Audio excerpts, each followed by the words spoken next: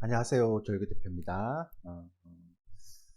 오늘이 4월 9일 수요일이죠. 그죠? 수요일 날 무료 시황을 제가 올려드린 날인데, 올려드리도록 하겠습니다. 네. 요건 다 참고하시면 되고요. 구독과 좋아요는 반드시 좀 눌러주십시오. 요거는 제가 말씀드렸죠. 김성권 이사나 저나 구독과 좋아요를 많이 올려주셔야 좀 좋은 컨텐츠를 올려드리도록 좀 노력을 많이 하는 힘이 된다 그랬습니다. 그래서 항상 구독과 좋아요는 꼭 손가락 하나 누르는 건데 이렇게 힘든 거 아니잖아요. 그죠? 그러니까 하나만 뚝 눌러주시면 됩니다. 예. 자, 저희 리서치 센터 고객센터고요. 오늘 여러분한테 좀 말씀드리고 싶은 건 뭐냐면 시장이 많이 떨어져 있습니다. 지금도 이제 그 관세 전쟁이 좀 극단으로 치달으면서 뭐 미국 내 여론들이 굉장히 안 좋음에도 불구하고 지금 굉장히 극단으로 좀 진행되고 있기 때문에. 근데 그거보다는 저는 이제 개인적으로 보면 외국인들의 현물 선물 매도가 너무 급합니다. 3월 롤오버 때 11,000계약이었는데 지금 만기 이후 누적이 4만 계약이고요. 그리고 5만 계약 정도가 매도가 지금 쌓여져 있고요. 그러니까 지난주 대비해서는 굉장히 급격하게 매도가 막 쌓인 거죠. 근데 이것만 중요한 게 아니라 현물도 보면 제가 지난번에 한 말씀드렸죠. 계속 매도가 막 연속해서 막 나왔잖아요. 이렇게 나오다가 2025년 돌아서 1분기에 6조 3,100억 정도, 그러니까 3개월 동안, 1, 2, 3개월 동안. 근데 지금 2분기 들어가자마자요, 거래일수로 지금 1, 2, 3, 4, 5, 6, 7, 딱 7거래일 만에 지금 거의 8조 가까운 게 지금 팔고 있습니다. 이거 굉장히 대단한 거죠. 그 연간으로 보면 벌써 2025년도에만요, 14조를 팔았습니다. 그게 2020년도하고 2021년도에 그 동학개미운동에서 개인들이 엄청나게 살 때, 지수 많이 올라갈 때요. 그때 외국인들이 이렇게 차익실 했던 걸 제외하고, 지수가 이렇게 떨어질 때 외국인들이 엄청나게 매도했던 거는 올해가 처음인 것 같습니다. 그죠? 이때는 동학개미운동 때문에 지수가 올라갈 때 차익실 했던 거고, 지수가 떨어짐에도 불구하고, 그러니까 특히 종목들이나 지수가 굉장히 싸다는 생각을 하고 있는 단계임에도 불구하고 현물을 이렇게 매도를 많이 하는 거는 굉장히 좀 이례적인 케이스다라고 볼 수 있죠. 그죠? 그런 것들이 최근에 시장을 보면 조금 제가 특이하게 생각하는 부분이다라고 보시면 됩니다. 그래서 저는 이제 결론을 먼저 말씀드리자면,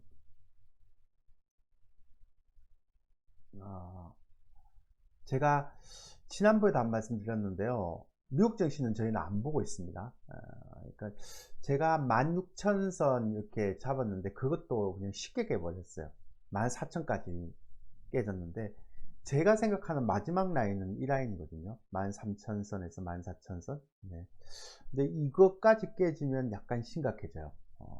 왜냐하면 요거까지 깨지면 큰 추세가 깨져버리기 때문에 좀 심각합니다. 그러니까 요게 만약에 안 깨지면 최소한 박스권 유지할 수 있는데 13,000선이요. 그게 깨지면 굉장히 좀 부담스러울 수 있고요.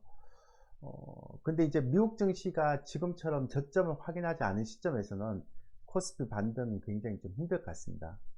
그리고 이제 이렇게 막 갭으로 떨어지잖아요. 이렇게 떨어질 때는 저가 매수는 금지하고 좀 저점 확인 후 매수해도 늦지 않습니다. 제가 지난번 수요일 날 제가 올릴 때 저희도 그랬죠. 저희가 이제 16% 수익 나는 종목이 하나 있는데 그게 이제 팔았어요. 그래갖고 비중을 좀 줄여놨습니다. 그리고 지금까지 단 한 종목 사지 않습니다. 비중을 축소하고 추가 매수하고 신규 매수하고 저는 안 하고 있거든요. 다 기다리고 있습니다. 왜냐하면 이게 이제 관세 전쟁이나 이런 것들이 다 하락 클라이막스 구간에 이렇게 들어오기 때문에, 물론 이제 이거는 하락 클라이막스 나왔다는 거는 여진도 있고 휴증도 상존하기 때문에 바로 이게 반등이 나와도 한 번에 이렇게 바닥을 잡진 않죠. 찍고 나서 이렇게 반등을 나와도 계속 이런 바닥을 잡는 과정, 이건 이제 이평선을 돌리는 과정이라고 보통 얘기하는데요. 그런 과정이 있기 때문에 한 번은 막 이렇게 반등 나오더라도 그게 막 V자형 반등 이렇게 되진 않습니다. 그래서 그렇지만 굳이 우리가 하락 클라이막스에 우리가 매수할 필요가 뭐가 있어요? 기다렸다가 저점 확인한 시점에 가는 게 훨씬 낫죠.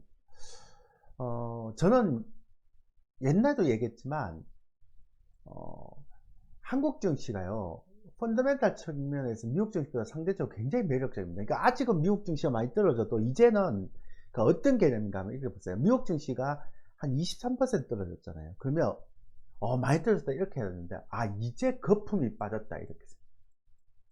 근데 이제 한국 증시는 미국 증시 때문에 같이 떨어지는 형태에 있어서 뭐 2300선, 뭐 종목들은 그보다 더 많이 떨어졌죠. 그죠? 그러면 어떻게 생각하는가 하면, 저희가 생각했던 가격보다 굉장히 저평가되어 있구나. 이렇게 생각한단 말이에요. 그러니까 미국 시장하고 한국 시장은 똑같이 떨어졌는데도 불구하고 가치가 다른 거는 펀더멘탈 측면에서 가치가 다른 거죠. 그리고 이제 그러면, 미국 증시가 매력적인가 한국 증시가 매력적인가를 봤을 때 똑같이 많이 떨어진 시점에서, 그럼 미국 증시가 막 좋을 때는, 추세 타고 갈 때는 미국 증시를 해야죠. 이거 말고는 할 방법이 없죠. 근데 미국 증시가 거품이 있는 상태에서 무너지잖아요.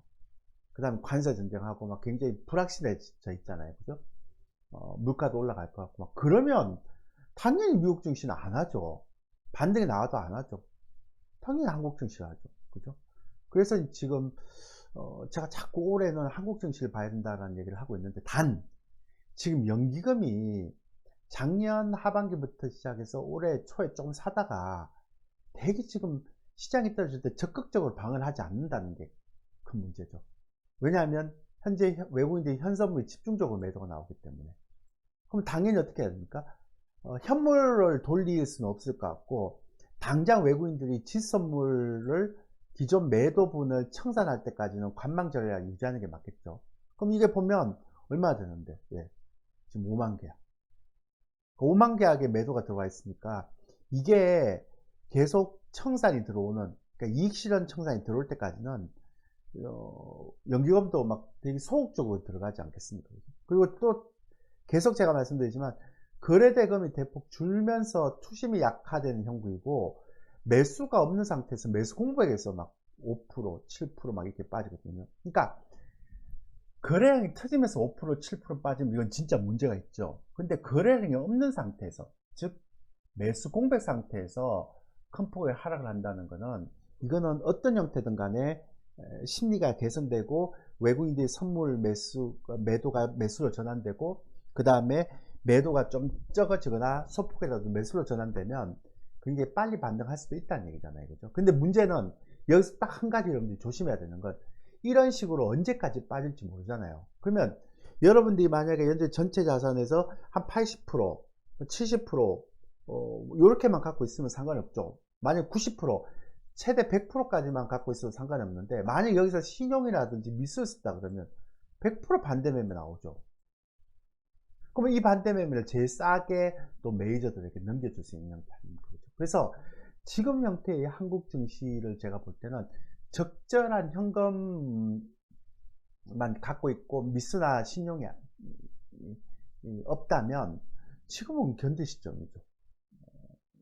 상대적으로 미국 증시는 이제 거품이 빠진 정도지만 한국 증시는 지금 뭡니까? 펀더멘탈보다 훨씬 더 가치가 밑에 들어와 있는. 종목들은 좀 시간이 많이 걸리죠. 펀더멘탈에 대한 부분들이 좀 저평가됐다 하더라도. 근데 왜 그런가 하면, 밸류, 그러니까 성장주의 흐름이 이렇게 막 오는 장세 있잖아요.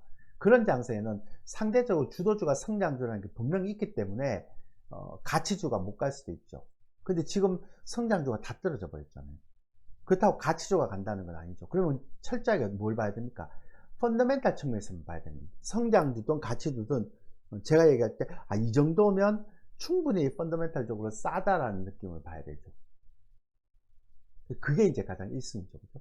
그런 형태로 여러분들이 좀 접근했으면 좋겠다라는 생각하고, 두 번째는 계속 말씀드리지만 이런 시점에는 신용이나 미수, 반대매매 이런 게 나와서 최저점에서 넘겨줄 수도 있기 때문에 절대로 무리하면 안 된다. 그렇게 생각하고요. 제가 2300선, 2400선, 3000선 아니고요. 요거는 제가 지난번에도 얘기를 안 했고, 한 2900선 정도 생각했는데, 2300선이 살짝 깨질 수도 있겠어요. 어쨌든 간에 지금 같은 형태의 흐름이 아니에요. 그래서 지금은 조금 여러분들이 이런 부분에서 좀 관망을 해야 되는 부분이고요. 제가 하나만 더 말씀드리면, 지금 코스피 200이고 선물이고 두 차트가요. 다 큰 갭 하락이 나왔습니다. 이렇게 쉽지 않거든요. 이거는 진짜 이거 쉽지 않거든요. 이런 건 쉽지 않거든요. 근데 이게 중요한 건 큰 갭 하락이 두 개나 나왔어요. 연속해서. 굉장히 쉽지 않은 패턴이거든요. 이거는. 예. 그리고 큰 개발하기 두 개 났다는 건 굉장히 쉽지 않은 패턴이거든요. 이건 이제 두 가지 의미로 볼 수 있는데, 첫 번째는 그만큼 시장에서 악재가, 돌발 악재가 터진다는 거 아니에요. 그죠? 그 두 번째는, 이거와 관련해서 이렇게 급하게 떨어진 종목은 반등을 한다 하더라도, 이게 이 시간적인 여유가 걸린다는 거죠. 좀 점진적으로 이렇게 조금씩 떨어지는 종목들은 그러지 않는데요. 급락하는 종목들은 굉장히 시간적인 여유가 좀 걸립니다. 어떤 바닥에서 거래가 막 터지지 않는 이상은.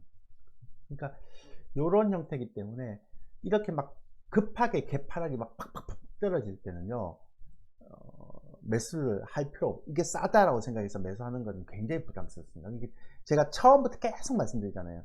지금은 관망, 저점 확인될 때까지 관망, 이런 얘기를 굉장히 많이 하죠. 지금 나스닥인데요. 나스닥도 마찬가지죠. 그죠? 일봉상에 조금 바닥이 나온다 하더라도 그게 못 땡기잖아요. 지금 주봉도 이게 만약에 다시 연봉이 될지 어떻게 합니까? 이게 지금 양봉이지만 이게 다시 연봉이 될지 모르잖아요. 그죠? 그러니까 지금 나스닥 역시도 보면 계속 개파라고 떨어지고 있어요. 연속으로. 그러니까 벌써 몇 개째인가 하면 개파락이 하나, 둘, 셋, 이게 만약 연봉되면 네 개째다. 그러니까 이렇게 큰 개파락이 자꾸 떨어진다는 것은 그만큼 시장이 되게 불안하다는 얘기거든요. 그럴 때는 제가 항상 말씀드리지만 어떻게 해요? 예. 외국인들의 현 선물, 적어도 지수 선물이 매수 전환 시점까지 관망할 때까지는 좀 저가 매수 금지하고 확인한 이후에 매수해도 늦지 않습니다 라는 얘기를 계속 얘기하죠. 나스닥은 13,000에서 14,000 지지부를 좀 확인해야 돼요. 그 다음에 특히나 반대 매매 이런 거 나가면 큰일 납니다. 최바닥에서 물량을 뺏길 수가 있기 때문에 그런 얘기를 합니다. 그래서 뭐 관세 전쟁이 언제 끝날지 뭐 이런 복잡한 생각은 하지 마세요. 지금처럼 이렇게 막 떨어질 때는. 그게 답이 있겠습니까? 유튜브 보세요. 다 제각기 다 다른데 답이 있어요? 자꾸 답을 찾으려고 하고 뭐 그렇게 하지 마십시오. 바닥을 맞추려고 하고 그렇게 하지 마십시오. 근데 지금 시점에는 그런 것보다는 저점이 확인됐다. 그나마 투심이 하락 클라이막스에서 조금 좋아지는 것 같다. 그 다음 외국인들의 수급이 조금 돌아서는 것 같다. 이런 느낌이 조금이라도 나오기 전까지는 매매에 참여하시면 안 됩니다. 그게 이제 제가 여러분한테 계속 말씀드리고 싶은 가장 기본적인 거고요. 그러다 보니까 이제 관세 쪽에 막 이슈가 막 크게 악재가 되다 보니까 시장에서 어떻습니까 지금? 그 탄핵되기 전까지는 정치적인 테마죠 막 같잖아요. 근데 이제 탄핵되고 나니까 이제 뭐가 갑니까?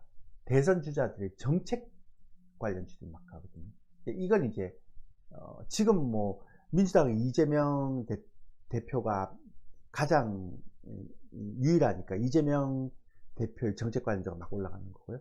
그 다음에 다른 여당은 아직 뚜렷한 경선 통해서 뚜렷한 대표가 나오지, 그러니까 대선 후보가 나오지 않으니까 그냥 선별적으로 조금씩 약하게 올라가는 거죠. 만약에 여당도 이제 경선 끝나서 대선 후보가 나왔다 그러면 또 이쪽도 정책 관련주도 움직이겠죠. 그래서 지금은 관세가 조금 관세 이슈가 조금 약화되기 전까지는 이런 정책 이슈라든지 아니면 어제 뭐 트럼프가 한덕수 대행하고 얘기해서 뭐 이게 관세를 내려다 주는 그 대가 알래스카 개발 이런 것 때문에 그런 하나하나의 어떤 기사들이 자꾸 틈새 테마로 개별주로 움직이는, 그러니까 큰 형태에서 막 개발하고 막 나오면서 우량도 다 죽어버리니까 작은 이슈 있죠. 전 정책 테마는 작은 이슈는 아니라고 생각하는데 그거는 이제 6월달 대선 결과 나오고 나서도 한 달 정도는 허니문 시점이 있으니까 그때까지 정책 테마 계속 움직이겠죠. 그죠? 그렇지만 그 외에 막 좀 일종의 짧은 그죠? 그런 테마, 호재 이런 것들은 겔라식으로 좀 왔다 갔다 할 것 같아요. 그래서 어쨌든 관세 부분이 해결되지 않을 시에는, 않을 때까지는 정책 테마가 좀 뜨고, 그 다음에 겔라식으로 테마적으로 좀 뜨고, 그럴 것 같습니다. 어쨌든 지금의 형태에서 우량주를 많이 갖고 있다면 여러분들은 신용미수, 반대매 이런 것만 좀 신경 쓰고요. 외국인들 현선물의 매도가 매수가 전환되는 시점까지는 좀 조심해야 된다. 절대 저가 매수를 그냥 여러분들 예측하고 들어가면 안 된다. 이렇게 생각합니다. 꼭 이런 게 있어요. 뭐 반등이 나오면 제가 이거 바닥에서 맞췄습니다. 또 전문가들이 그렇게 얘기하는 게 있어요. 바닥에서 내가 맞췄다. 그리고 지금 막 어디가 저점이다. 막 그 논쟁이 엄청 붙는데, 제가 볼 때 그거 얘기하는 사람 다 바보들이에요. 저점을 어떻게 합니까? 그러니까 지금 형태에서는 한 치 앞도 안 보이는 형태면, 시장에서 저점이다. 좀 시장에서 투자 심리가 조금 해결된 것 같다. 그리고 외국인들의 현선물 쪽에서 조금 분위기가 호전됐다. 이럴 때까지는 저점을 예측하는 게 의미가 없는 거예요. 좀 잘하시는 분들은. 그럼 지금 좀 잘하시는 분들은요, 손 묶어 놓고 있어요. 안 해요.